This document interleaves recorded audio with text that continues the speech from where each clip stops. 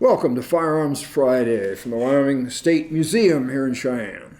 I'm Evan Green. I'm the firearms historian for the museum, and with the assistance and at the direction of staff, I've branched out a little bit to look at some of the edged weapons that we have in the collection. So today I want to talk a little bit about military-issued edged weapons. And the first ones I'm going to talk about is the 1880 hunting knife. This was a fairly popular knife on the frontier. The downside is it was somewhat fragile, as evidenced by this one that was somehow broken. The early knives, the first 1,000 or so, had this iron fitting that connected the handle to the blade. After that series of 1,000, the transition was made, doesn't want to come out of there, to a brass fitting that attached the handle to the blade. Again, these are the 1880 hunting knives, very popular, widespread use on the frontier. And I got into this, I'm going to geek out a little bit here on the sheaths.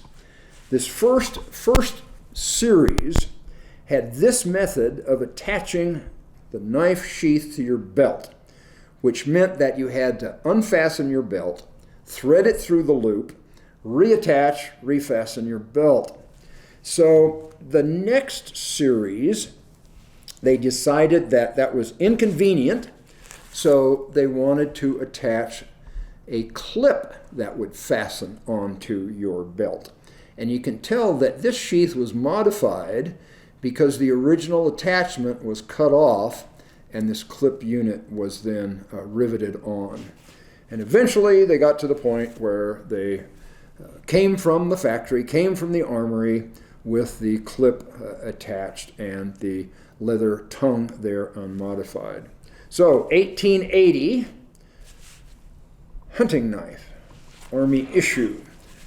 And concurrent with that was this one, which is kind of odd. It's issued as an entrenching tool, but it is sharp on the bottom edge, so it could conceivably have functioned as a knife for chopping. It's also a fairly thin blade, but it's reinforced with a fold on this edge. So this is the 1880 entrenching tool, came with this sheath. So, entrenching tool.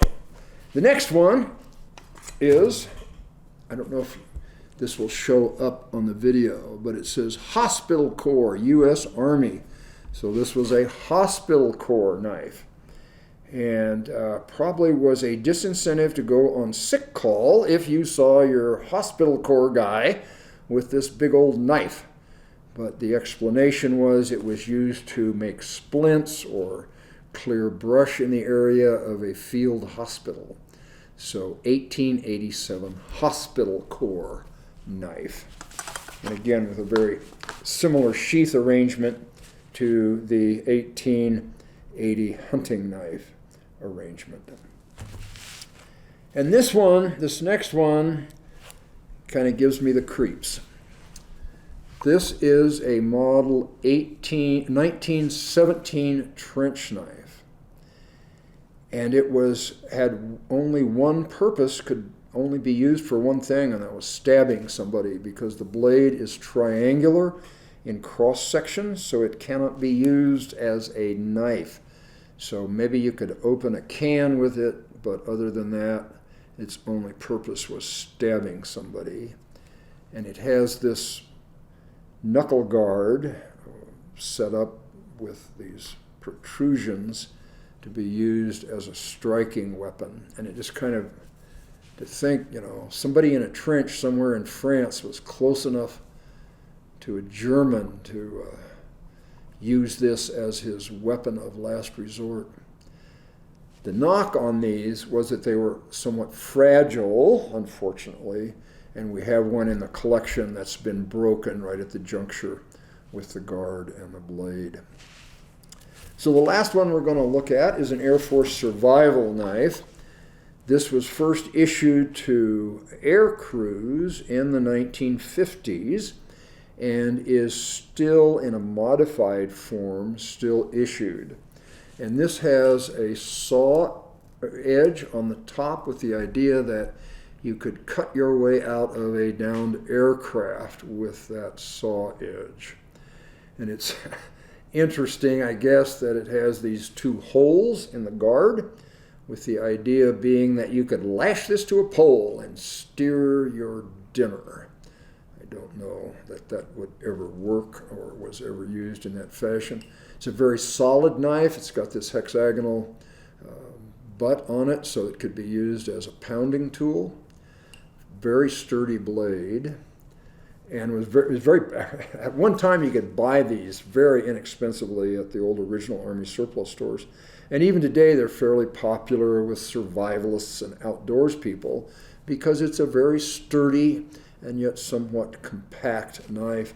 As it was issued, it came in the sheath with a sharpening stone that was in the sheath, and it had this metal protective plate on the back that lapped over the toe of the sheath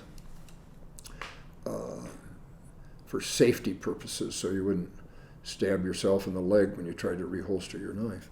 So there's some interesting, to me anyway, military issue knives.